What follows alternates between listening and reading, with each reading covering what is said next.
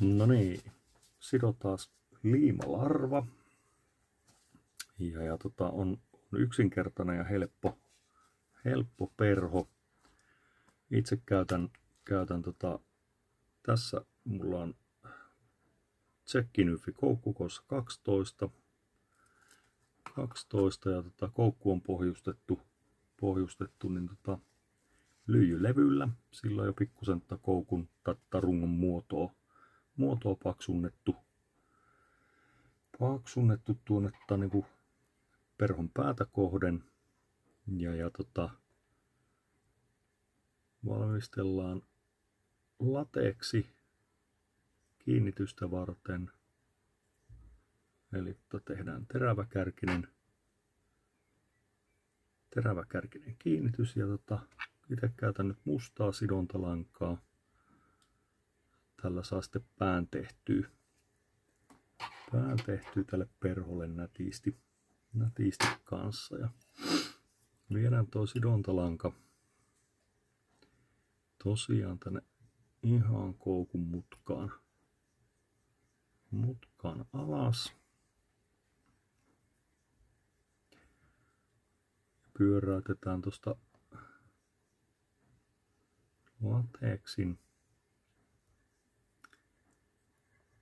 lateeksin kärki kiinni.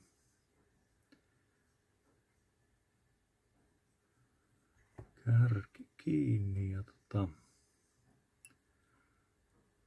kiinnittää sen huolella niin, että se pysyy ja samoin niin, ettei tule semmosia kupruja tohon.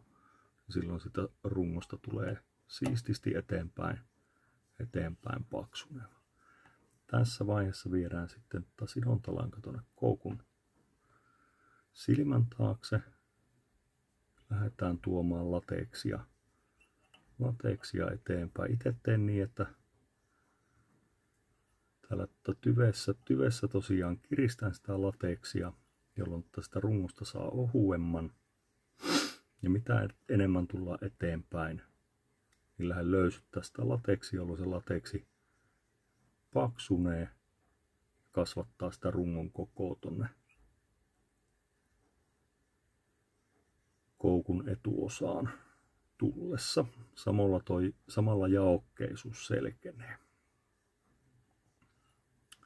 Saadaan semmoista nättiä jaokkeisuutta tälle perholle. Ja viimeinen kierros pään osaani kiristetään. Ja jotta sidotaan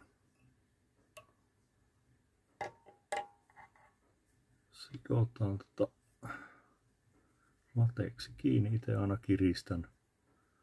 kiristän lankakierrosten välissä, että tulee siisti mahdollisimman huomaamatonta päättely tuolle lateeksille. Ja samoin leikatessa kiristän lateeksia, että siihen ei jää semmoista pompulaa. Sitten mustalla sidontalangalla lähdetään tekemään päätä perholle. Te on tykännyt kasvattaa tätä päätä ihan huolella. Tämmönen reilun kokoinen musta etuosa ja samalla totta kai varmistaa tuon lateeksin pysyvyyden. Ettei se sitten pääse lipeämään tuolta. Se ei haittaa, jos lateeksia nyt tässä vaiheessa vielä näkyy tuolta lankakierrosten välistä. Annetaan sille mustaa tussia vielä, niin tulee siisti pää perholle.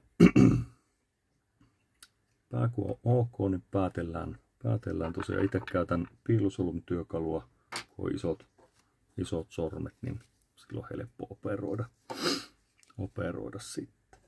Sitten värjätään. Itse käytän Pro-markkeria, hyvä tussi. Ja ei ole minkään valtakunnan kaupallisia kytköksiä. Forest Green värillä saadaan tämmönen vaaleamman vihreä larvatsu pyöräytetty, kun meillä on keltainen lateeksi käytössä.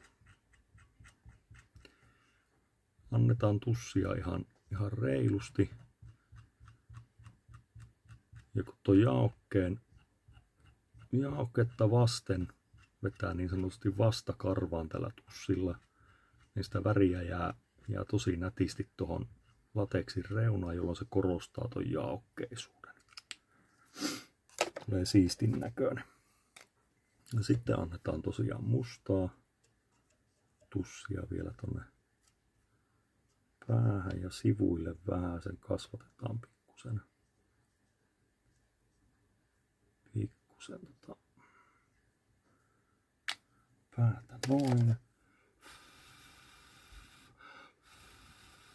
Vähän puhaltamalla kuivattaa ton spriitussin tohon noin. Sitten lähdetään pistämään UV-liima päälle. Te on tehnyt niin, että ihan lyönyt rungolle molemmille puolin liimaa.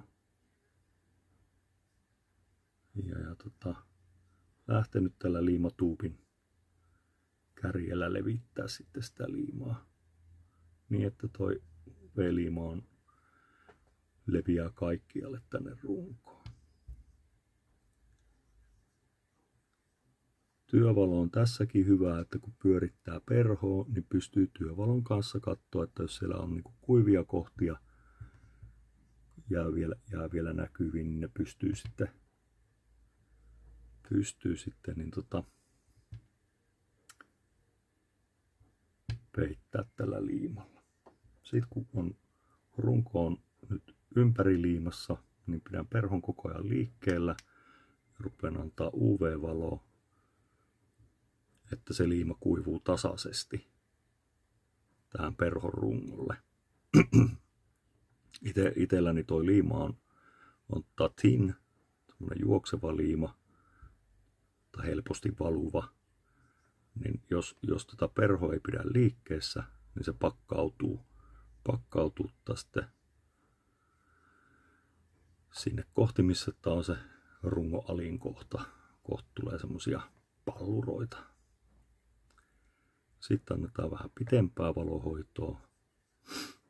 Itse on tykännyt 4 suunnalta valottaa sitten nämä perhot sitten vielä kunnolla, että se liima oikeasti jysähtää kiinni.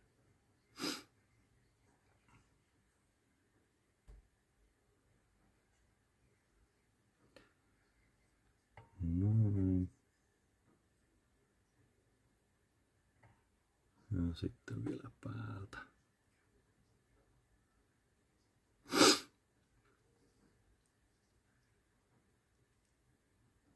Näin ikään. Eli siinä on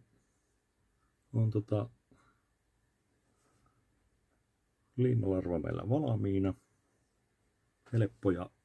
Helppoja, mukavia, sidottavia. Tulee ihan kivan näköistä epeliä.